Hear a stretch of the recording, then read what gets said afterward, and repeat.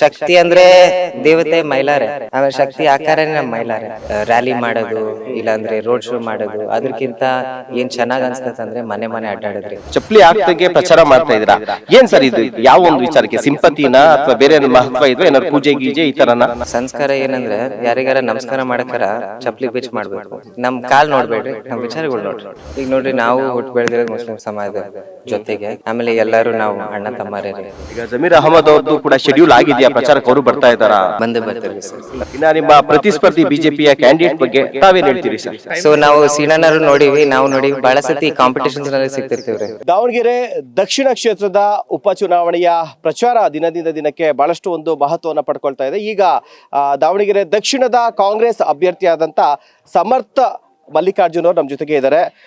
ಸಮರ್ಥ ಅವರೇ, ಹೇಗೆ ನಡೀತಾ ಇದೆ? ಇನ್ನು ಕೆಲವೇ ದಿನಗಳು ಬಾಕಿ ಇದೆ. ಈಗ ನೋಡ್ತಾ ಇದೀವಿ, ನಾವು ಬೆಳಗ್ಗೆಯಿಂದ ನೆನ್ನೆಯಿಂದ ನೋಡ್ತಾ ಇದ್ವಿ, ಯೂಸ್ ರೆಸ್ಪಾನ್ಸ್ ಸಿಗ್ತಾ ಇದೆ. ಹಾಗೆ ನಿಮ್ಮ ಸುತ್ತ ಇರುವಂತಹ ಮಹಿಳೆಯರಿದ್ದರು, ಮಹಿಳೆಯರ ಬೆಂಬಲ ಕೂಡ ಹೆಚ್ಚಾಗಿ ಸಿಗ್ತದೆ. ಅವರೇ ವಾಲಂಟಿಯಾಗಿ ನಿಮ್ಮ ಜೊತೆಲೆ ಒಂದು ಪ್ರಚಾರಕ್ಕೆ ಬರ್ತಾ ಇದ್ದಾರೆ, ಮನೆ ಮನೆಗೆ ಹೋಗಿ ಮತಗಳನ್ನ ಕೇಳ್ತಾ ಇದ್ದಾರೆ. ಹೇಗೆ ಅನ್ನಿಸ್ತಿದೆ ಇದೆಲ್ಲ?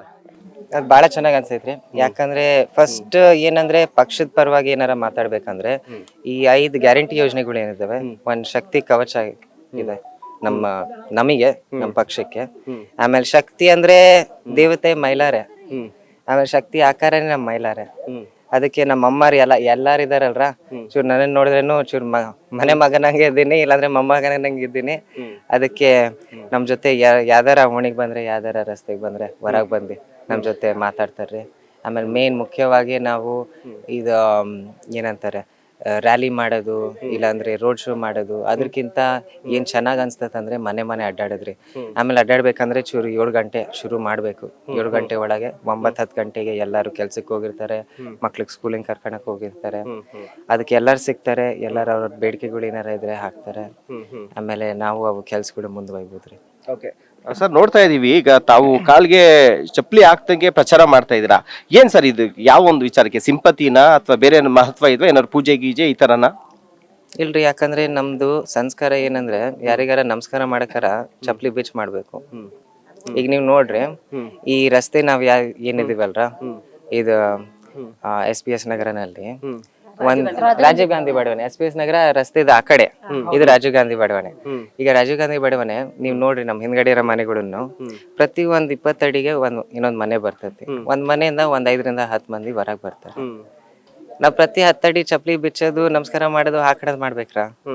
ಇಲ್ಲ. ಇದೇನೈತಿ, ಚಪ್ಪಲಿ ಬಿಚ್ಕೊಳ್ಳೋದು, ಅಡ್ಡಾಡೋದು, ನಮ್ ಚೂರು ಭಕ್ತಿ ಜಾಸ್ತಿ ಇರ್ಬೋದು, ಇದೆಲ್ಲ ನಮ್ದು ಭಗವಂತ ಮಧ್ಯ.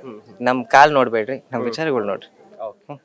ಈಗ ಬಿಜೆಪಿನವ್ರಿಗೆ ಒಂದು ಅಸ್ತ್ರ ಆಗಿತ್ತು, ಏನು ಮುಸ್ಲಿಂ ಸಮುದಾಯಕ್ಕೆ ಟಿಕೆಟ್ ಸಿಕ್ಕಿಲ್ಲ, ಹೀಗಾಗಿ ಶಾಮನೂರ್ ಕುಟುಂಬದ ವಿರುದ್ಧ ತಿರುಗಿಬಿದ್ದಿದ್ದಾರೆ, ಈ ಸಲ ಅವರು ವೋಟ್ಗಳನ್ನ ಹಾಕೋದಿಲ್ಲ, ಬಿಜೆಪಿ ಕಡೆ ಬರ್ತಿದೆ ಅಂತ ಹೇಳ್ತಿರೋ.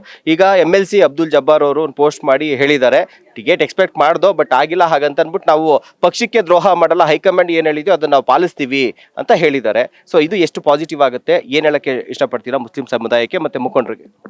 ಈಗ ನೋಡ್ರಿ, ನಾವು ಹುಟ್ಟು ಬೆಳೆದಿರೋದು ಮುಸ್ಲಿಂ ಸಮಾಜದ ಜೊತೆಗೆ, ಆಮೇಲೆ ಎಲ್ಲರೂ ನಾವು ಅಣ್ಣ ತಮ್ಮರೇ. ಈಗ ನನಗ್ ತಿಳಿದಂಗೆ ನ್ಯೂಸ್ ನಲ್ಲಿ ಚೂರು ಫಾಲ್ಸ್ ಎಕ್ವಿವೆಲೆನ್ಸೀಸ್ ಕ್ರಿಯೇಟ್ ಮಾಡ್ತಿದ್ವಿ, ಚೂರು ಜರ್ನಲಿಸಂ ಪರ್ಸ್ಪೆಕ್ಟಿವ್ ನಲ್ಲಿ ನೋಡಿದ್ರೆ. ಅಂದ್ರೆ ಏನಾರ ಒಂದು ಒಬ್ರು ಅಂದ್ರೆ ಪರ್ಸೆಂಟೇಜಸ್ ನಲ್ಲಿ ಕರೆಕ್ಟ್ ಆಗಿ ಎಕ್ಸಾಕ್ಟ್ ಪಿಕ್ಚರ್ ಗೊತ್ತಾಗ್ತಾ ಇತ್ತ.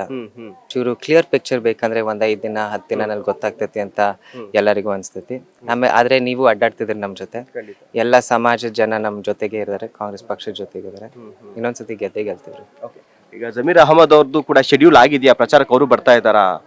ಬಂದೇ ಬರ್ತಾರ್ರಿ ಸರ್, ಬಂದೇ ಬರ್ತಾರೆ. 3ನೇ ತಾರೀಕಿಂದ 5ನೇ ತಾರೀಕುವರೆಗೂ ಇರ್ತಾರೆ. ಹ್ಞೂ ಸರ್. ಓಕೆ, ಇನ್ನ ನಿಮ್ಮ ನಾಯಕರ ಬೆಂಬಲ ಸ್ವತಃ ಸಿದ್ದರಾಮಯ್ಯ ಅವರೇ ತಮ್ಮ ಪಕ್ಕದಲ್ಲಿ ಕೂರಿಸ್ಕೊಂಡು ಅವ್ರಿಗೆ ನಿಮ್ಗೊಂದಷ್ಟು ಮಾರ್ಗದರ್ಶನ, ಸಿದ್ದರಾಮಯ್ಯಗೆ ನಿಮ್ಮ ಮೊಮ್ಮಗನ ಸಮಾನ ಮಾರ್ಗದರ್ಶನವನ್ನ ಕೂಡ ಕೊಟ್ಟಿದ್ದಾರೆ. ಏನ್ ಕಿವಿ ಮಾತು ಹೇಳಿದ್ರು ಸಿದ್ದರಾಮಯ್ಯ ಅವರಾಗ್ಲಿ, DK ಶಿವಕುಮಾರ್ ಅವರಾಗ್ಲಿ?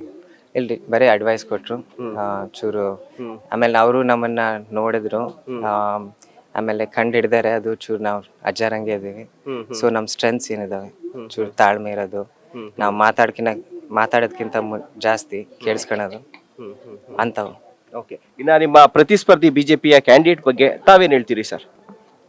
ಏನ್ ಹೇಳ್ಬೇಕ್ರಿ, ಒಳ್ಳೆಯವರು ಸೀನಿಯರ್ ಚೆನ್ನಾಗಿರಿ ಸೀನಿಯರ್ ಬಹಳ ಸತಿ ಸಿಕ್ಕ್ಯಾರೆ.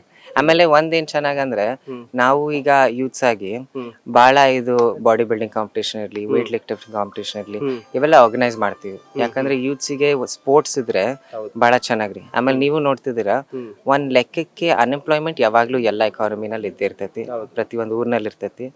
ಆಮೇಲೆ ಈಗ ಎಸ್ಪೆಷಲಿ ನೀವು ನೋಡ್ತಿದ್ರಿ ಇಂಡಸ್ಟ್ರಿಯಲ್ ಪಾಲಿಸೀಸ್ ಚೇಂಜ್ ಆಗ್ತಿದಾವೆ. ಆಮೇಲೆ ಈಗ ಇರಾನ್ ಅಲ್ಲಿ ಆಗ್ತಿರ್ಬೋದು, ಅಮೆರಿಕ ಟ್ಯಾರಿಫ್ ಆಗ್ತಿರ್ಬೋದು, ಅದರಿಂದ ಎಂಪ್ಲಾಯ್ಮೆಂಟ್ ಮೇಲೆ ಎಫೆಕ್ಟ್ ಆಗ್ತೈತೆ. ಆಮೇಲೆ ಎಸ್ಪೆಷಲಿ ಯೂತ್ಸಿಗೆ ಎಸ್ಪೆಷಲಿ ಯಾಕಂದ್ರೆ ನಾವು ಅಷ್ಟಕ್ಕೊಂದು ಓದಿರ್ತೀವಿ.